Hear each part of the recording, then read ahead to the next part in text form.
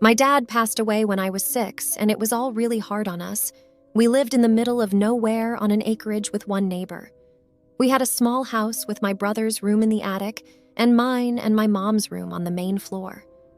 About 3 months after my dad's death, I was laying in bed, which faced towards the door so I could always see when people walked past, and that particular night I was tossing and turning and I couldn't sleep.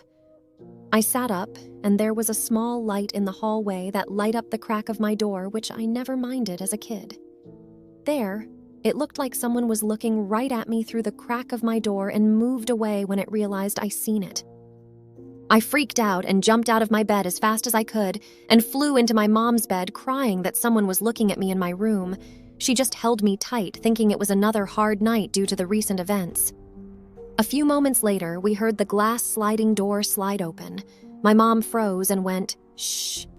The living room couch was right up against my mom's bedroom wall.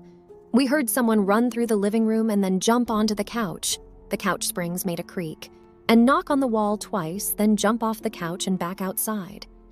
My mom told me to stay put, leaped out of bed and searched the house and found absolutely nothing, and the glass sliding door was still locked. She went and asked my brother if he heard anything, and he said no. We moved out 6 months to a year after that. To this day, we have no idea. It was in the dead of the night when I was stirred awake by whispers. It sounded like a hushed conversation happening right next to me, and the strangeness of the situation jolted me awake. I opened my eyes to search for the source of the whispers, but saw nothing except for a strange, dark red glow illuminating from my phone. As I reached out to grab my phone, the screen suddenly went black. I hurriedly checked through the apps to see if anything was running that could have caused the whispers or the red screen, but found nothing. The time was 3:41 a.m., an odd hour for anything like this to happen. I initially brushed it off, thinking maybe I was dreaming or my sleepy state had conjured up the whispers and the red glow. But the next day, as I was walking home from work, the same eerie whispering echoed around me. My heart raced as I picked up the pace, but then I saw them, 2 dark figures, lingering a few paces behind me. They seemed to disappear as quickly as they had appeared, fading into the shadows. I shared my strange encounters with a friend and was met with a similar story that happened to them just yesterday. They too were awakened by whispers, saw their phone lit up for a moment, only to go black as they reached out for it. Now, as I lay awake at night, I can't help but wonder if those whispers will return or if the dark figures will emerge from the shadows once more. The eeriness of the events has left a lingering fear, a chill that runs down my spine whenever I recall the whispers and the fleeting glimpse of the dark figures in the fading daylight. And the thought that this wasn't merely my imagination, but something my friend experienced too, makes it all the more unsettling. Now I am using the account of a friend to ask, has anyone else experienced something like this? Or are we just spiraling down a well of inexplicable fear? When I was little, my family lived in a 2-room apartment with 2 bathrooms, one in the master bedroom and one in the hallway, a kitchen and a living room. There was also a balcony that had those long, flexible, sliding blinds that hang down vertically from their track. My bedroom was just across from the guest hallway bathroom. My parents' room was at the end of the hallway, and on the other end was the kitchen, which was on the right-hand side facing toward the master bedroom. On the left side, there was a small space for a table, and behind the table was the sliding balcony door. The living room occupied the rest of that space. The layout of this apartment is important to this part of the story, so please keep it in mind.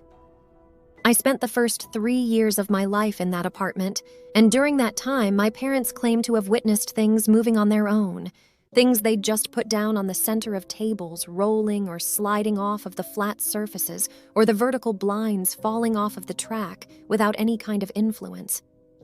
The most chilling thing from that time that my parents have both told me was that I had an imaginary friend who I'd named Elmo. Elmo was extremely tall enough that his back would be against the wall, and all red. According to my dad, I would often talk to myself. When asked who I was talking to, I would reply stating that I was talking to this imaginary friend. When things were put in the wrong places, I'd say Elmo did it. If things fell off the table, Elmo did it. If the TV was left on at night, Elmo did it. Despite these creepy occurrences, nobody really batted an eye until the same year we left that apartment. I remember vivid nightmares, a story for another time, and sleep paralysis episodes I had at a very young age, and a distinct fear of the bathroom across the hall from my room. My little brother also would refuse to use that bathroom alone even in the daytime. Our guess is he saw something in there much like I had in my own room at the same age. By the end of that year, my parents had decided it was best for us to move. My father even admitted to having the home blessed before we moved out, which is saying a lot since he's normally not superstitious or paranormal believer. He holds the same belief I do, where we don't believe in the paranormal unless it shows itself to us. The fact that my father felt the need to have the apartment blessed before we moved out really makes me wonder what was there to influence that decision, but I digress. Now that the major context is out of the way, here's the part that came up recently. I was babysitting my youngest brother at my grandma's house. My dad's a single parent now, and so he often needs breaks from watching my youngest brother to take important meeting calls, so either myself or my grandma will take over that role. At the time, he was either 4 or 5. He's on the autism spectrum, and as a result, especially back then, he had a hard time communicating in full sentences. He still was and is able to get his points across with somewhat fuller sentences, but at the time he would only say 1 or 2 words at most. This particular day, I was entirely home alone watching him until my grandma got there to take over. Normally, one of my aunts would be there, but this particular day it was just my brother and I. At some point, he got very upset and began trying to block off the hallway that my grandma's bathroom was in. Her hallway closet and pantry door both open outward, and you can cover the hallway with the doors. At first, I tried to get him away from the doors and move him to the living room, which was closer to the front door so I could investigate. I got my knife from my bag and had him wait in the living room as I went to see what could have scared him. I checked every inch of the bathroom, all 3 bedrooms in that hallway, the closets, the bathroom in the master bedroom, everything. I couldn't figure out what spooked him. Despite not finding anything remotely threatening as I searched, I just felt really uneasy. That could of course be written off as paranoia due to the situation of me, a teenaged girl, alone in a house with a boy who's getting scared about something in a dim hallway with 4 rooms and 2 closets. But the feeling was eerie nonetheless.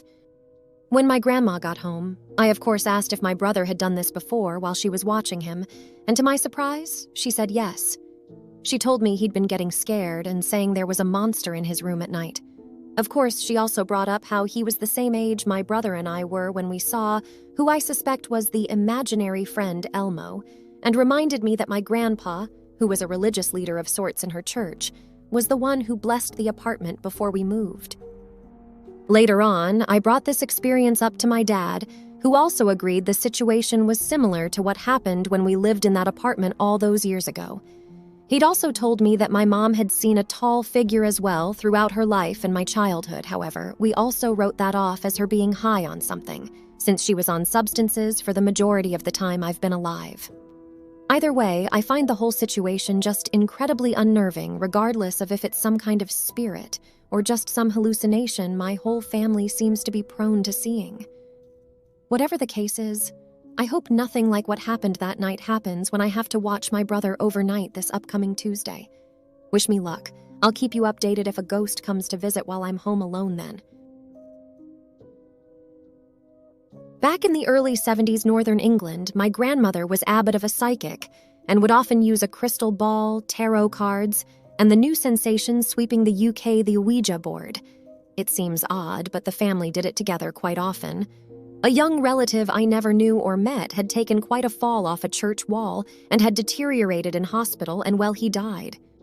One day, weeks into using the Ouija board, it was he who contacted my grandmother, and he was very useful. He'd say things like window, look now, as my toddler, now an adult uncle like almost in his 60s, was leaning out the living room window head first after climbing up from the sofa. Acting quickly, he was grabbed by his legs and pulled to safety. My granddad, who had no psychic powers but pretended to have, was a horse racing man. And as you'd expect, he would ask things like, who will win the 345 at Kempton? The number horse was always spot on, unless money was placed and it would for whatever reason fall or finish nowhere. The board couldn't be used for financial gain, understand, and grasp no chance, no way. One day the boy said, I'm going away now. I have to help someone. Well, are you coming back? Yes. Well, when? Don't worry, I'll let you know. Many years passed without anything unusual, and no contact through the Ouija board. Then one night, as my grandma slept next to Granddad, there was an unusually low knock at the table at the foot of the bed, a persistent, single, loud knock followed by a long pause, and then the knock again, each time that bit louder, as if annoyed.